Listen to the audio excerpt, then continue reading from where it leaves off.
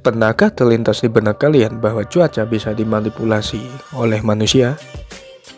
Apakah ia hanya cuaca yang bisa dikendalikan oleh manusia? Atau mungkin yang lain? Terus dukung channel ini dengan klik subscribe, like, dan share agar channel ini terus berkembang dan dapat berbagi informasi penting lainnya. Saat ini, China mengungkapkan rencananya untuk membuat program pengendali cuaca yang mencakup area seluas lebih dari 5,5 juta kilometer persegi. Program modifikasi cuaca ini diklaim dapat mengendalikan cuaca untuk melindungi area pertanian dan memastikan cuaca yang cerah untuk acara-acara penting di negara tirai bambu ini. Menurut pernyataan salah seorang dari Dewan Negara China, pihaknya akan memiliki sistem pengendalian cuaca menggunakan teknologi mutakhir. Sistem ini rencananya bisa digunakan pada 2025. China akan memiliki sistem modifikasi cuaca pada 2025.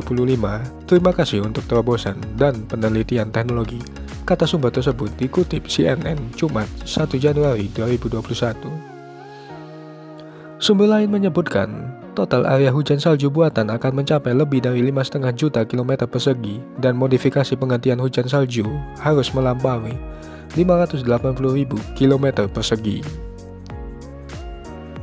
Manfaat modifikasi cuaca termasuk potensi menstabilkan cuaca untuk keperluan pertanian, perlindungan ekologis, dan bahkan upaya tanggap darurat seperti kebakaran hutan. Tahun lalu, berkat modifikasi cuaca ini, China dapat mengurangi 70% kerusakan akibat hujan es di wilayah Xinjiang yang identik dengan wilayah pertanian. Sebelum pengendalian cuaca, China sudah berhasil membuat matahari buatan yang dibuat dari bahan baku nuklir. Matahari buatan Cina itu disebut akan menjadi sumber energi baru di tahun mendatang. Untuk episode yang membahas tentang matahari buatan akan dibuat di video selanjutnya. Jauh sebelum itu, Amerika, sang negara adidaya, sudah memiliki teknologi pengubah atau manipulasi cuaca yang bernama HAARP atau High Frequency Active Auroral Research Program, dikutip dari artikel viva.co.id tanggal 4 Februari 2020. Ini merupakan sebuah riset yang dilakukan oleh oknum militer Amerika yang bekerja sama dengan universitas-universitas terkemuka serta ahli sains dunia dengan tujuan untuk lebih maju dalam mempelajari properti fisik dan elektrik bumi kita ini. Tujuan jangka panjang adalah untuk dapat digunakan dalam memudahkan komunikasi, juga untuk menangkal rudal yang mengarah ke tujuan tertentu dengan mengganggu komunikasi radarnya, sehingga dapat membuat rudal meleset dari sasaran. Tapi selain itu, HAARP juga dapat mengatur cuaca melalui ionosfer, seperti membuat hujan, badai, tsunami, dan masih banyak yang belum diketahui lagi. Lalu, apa ionosfer itu? Ionosfer adalah bagian teratas dan terpenting dalam atmosfer bumi kita. Ionosfer sangat penting karena dapat menyaring radiasi cahaya matahari agar tidak langsung jatuh ke bumi. Ionosfer berperan dalam mengatur kadar kelistrikan dalam atmosfer dan membentuk inti dari tepi magnetosfer.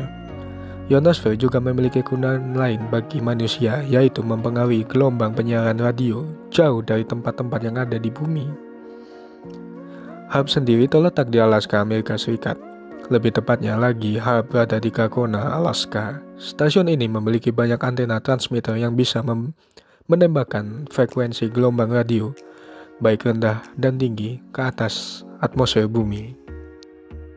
Cara kerja HAARP adalah dengan memanaskan ionosfer yang ada di langit. Hal ini dapat memanipulasi keadaan langit di sekitarnya, sehingga pada masa percobaan dapat terjadi sesuatu hal yang tidak diinginkan, misalnya terjadi badai, gempa bumi, gangguan sinyal, dan lain-lain. Terlepas dari benar atau tidaknya alat ini bisa untuk memanipulasi cuaca atau bahkan menimbulkan bencana buatan, kita harus mengakui kalau perkembangan sains dan teknologi semakin pesat dan negara-negara maju bersaing untuk memenangkan perlombaan ini. Lalu, Indonesia kapan bisa ikut bersaing dalam perlombaan teknologi ini?